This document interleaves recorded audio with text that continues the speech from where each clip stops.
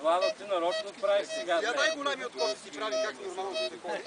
Владо, ти нарочно правиш да закупаеш конкуренцията. Не. Това цветно ли? Чист цвят. Нали го гледал сега, бе, човек? Колко ще го гледаш? Чист цвят, това всеки би го копал.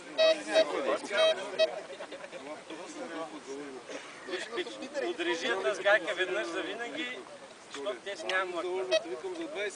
Още.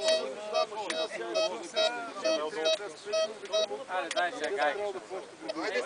Айде, Щом го отреза, дай сега на някой друг и да бяха. Владо, мисли какво ще правиш. Не тъй. Те отреза, тека. Добре, ти сега ще ляза, айде. Е, само така да цвет.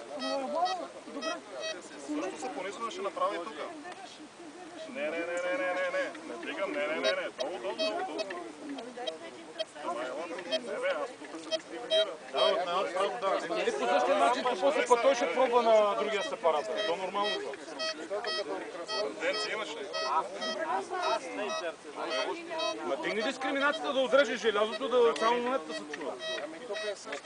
Макар че и само първия момент го отрежа.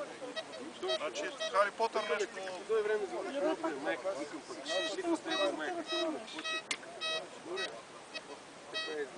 Владо, отваряш Русински университет, курс за Иманярски, първият ученик да се запише.